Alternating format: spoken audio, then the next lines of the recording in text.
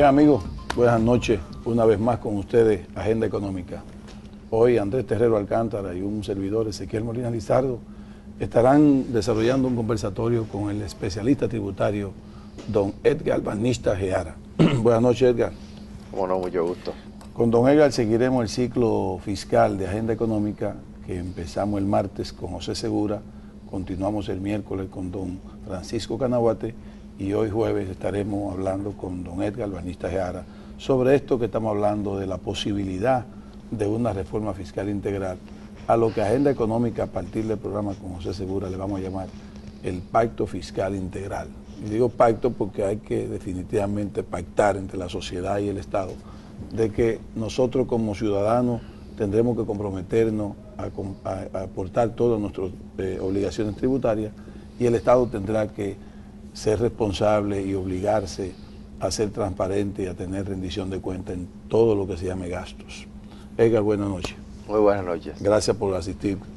Sabemos que tú tienes mucho trabajo y que sacaste un tiempito para nosotros. Gracias, el gusto es mío. Para aprovecharlo Sí. nosotros.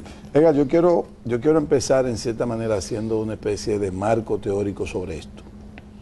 Estamos hablando de un posible pacto fiscal o de una posible reforma fiscal integral.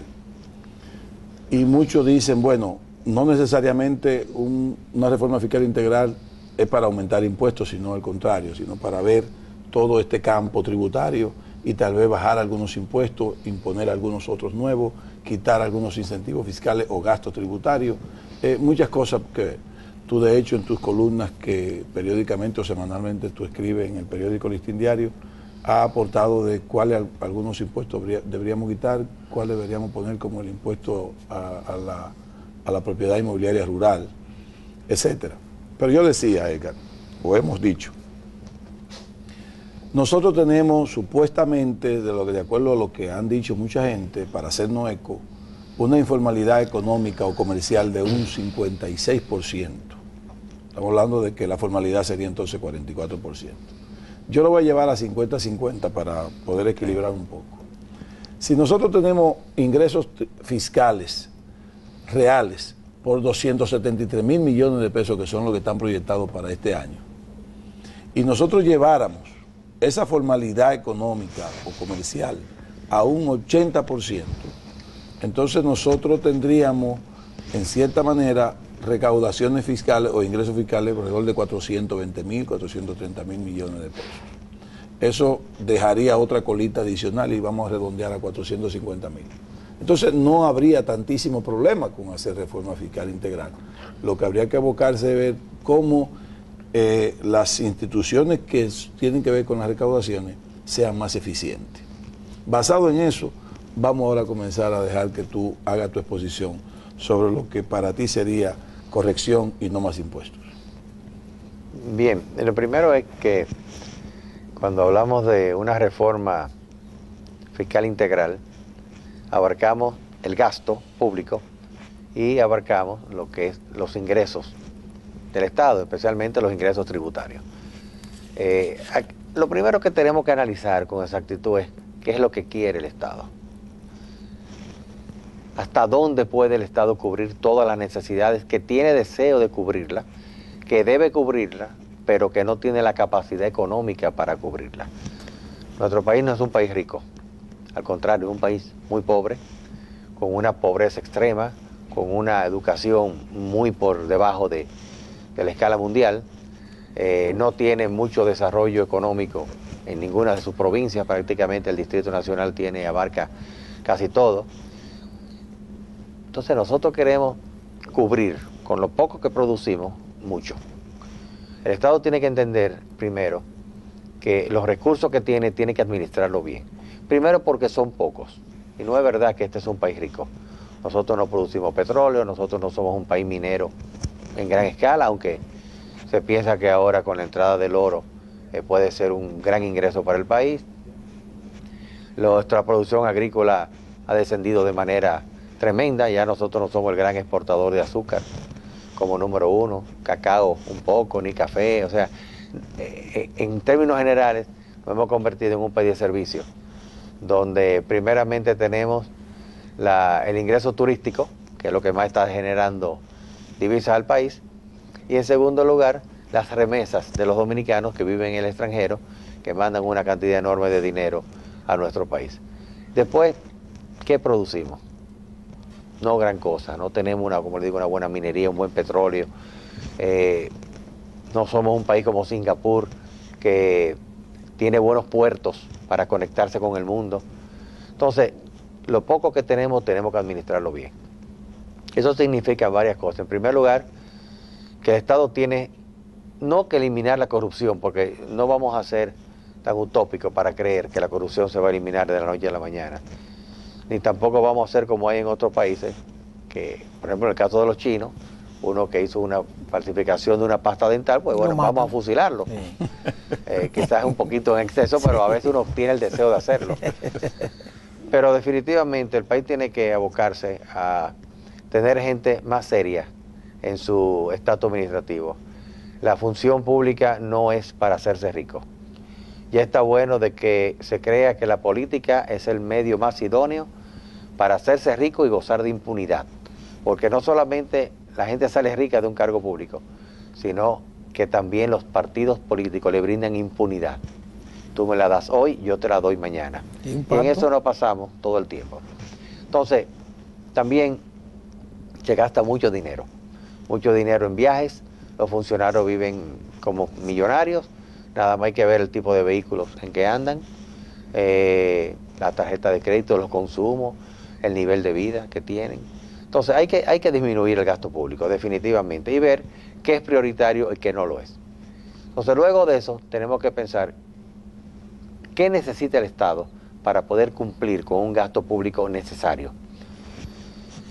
Y decir, bueno, si el Estado necesita tantos millones, vamos a ver cómo podemos conseguir esos millones. Sabemos que no todas las donaciones están disponibles. Sabemos que el Estado tiene bienes para vender, pero no puede desapropiarse de todas sus propiedades porque prácticamente no le quedaría ninguno. Los tributos son uno de los medios más idóneos, más realistas que tiene el Estado para obtener dinero. Tiene un movimiento, hoy recibe dinero, mañana lo gasta, el año que viene vuelve y recibe dinero, vuelve y lo gasta, y en eso es un movimiento. Ahora bien, ¿este dinero de dónde lo obtiene? Del pueblo empresarial, del pueblo no empresarial, como son los trabajadores, del pueblo de las profesiones liberales, de las producciones de todo tipo, de las riquezas que se producen. Entonces, el Estado tiene que ver de qué manera puede obtener ese dinero que necesita sin causarle un grave perjuicio al país. Porque un perjuicio al país se le causa con un mal impuesto. Un impuesto puede incentivar la producción, pero también puede desincentivarla. Y en eso consiste en una verdadera reforma fiscal, de ver, primero, cómo disminuir el gasto. Segundo, ver dónde debe estar orientado un gasto necesario. Tercero, los ingresos que necesita el Estado y cómo obtener esos ingresos sin lesionar al país. ¿Cuál es la realidad? Bueno, la realidad es que tenemos una constitución que claramente dice que todos debemos pagar impuestos, pero no todos pagamos impuestos. Hay una parte del país privilegiada que el propio Estado le da ese privilegio, no es que ellos se lo han inventado. Y si uno toma la cantidad de exenciones que hay en nuestro país, aquí hay exenciones para todos. Y todos los días creamos nuevas exenciones. Las últimas fueron para la cinematografía, hay para los libros, sí, hay para el turismo, hay para, o sea, para todo prácticamente tenemos incentivos. Para el transporte en algunas áreas. Y no puede ser así, no puede ser así, porque entonces estamos convirtiendo en un país lleno de exenciones.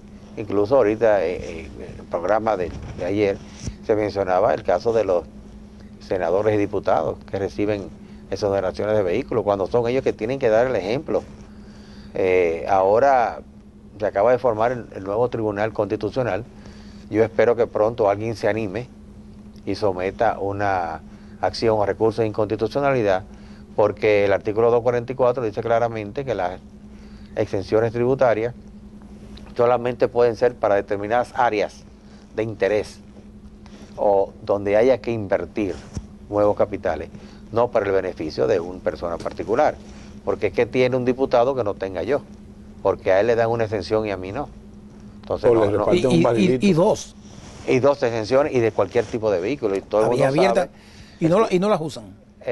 La venden. Y La el venden. tipo, o sea, eso es un negocio, claramente. Bueno, pero es que llegar a ser diputado es muy caro, Beca.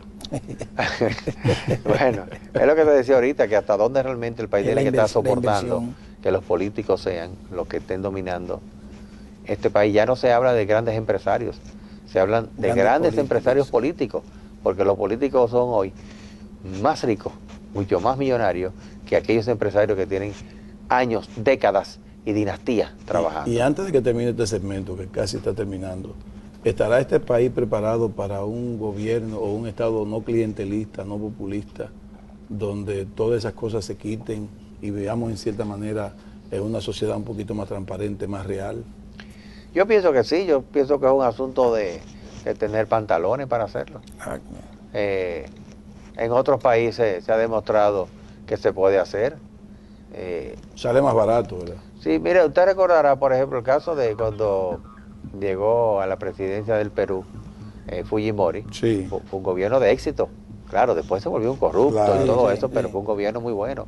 Y así hay muchos gobiernos, o sea, todo depende Él empezó bien. la voluntad que tenga un gobierno de querer hacer las cosas y de tener los pantalones para hacerlas. La reelección afectó mucho eso, en el caso de Perú. Sí, porque los políticos se creen Y que aquí. eso es ya permanente y que eso son dueños de eso. Y aquí Y eso también le ha afectó. pasado a muchos dominicanos que han llegado ahí y no quieren apearse. Aquí en este, también ca- afectó en este mucho. caso ya no hay más corrupción, no hay más reelección. Bueno, si no modifican otra vez, porque No. en el 2000, en el 2004 No la había, exacto. Venimos ahora, amigos.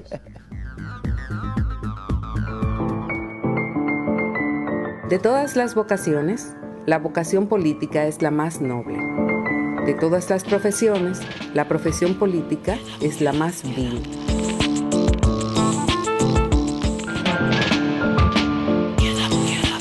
Para comunicarse con la producción de Diálogo Integral, escríbanos a la dirección que aparece en pantalla.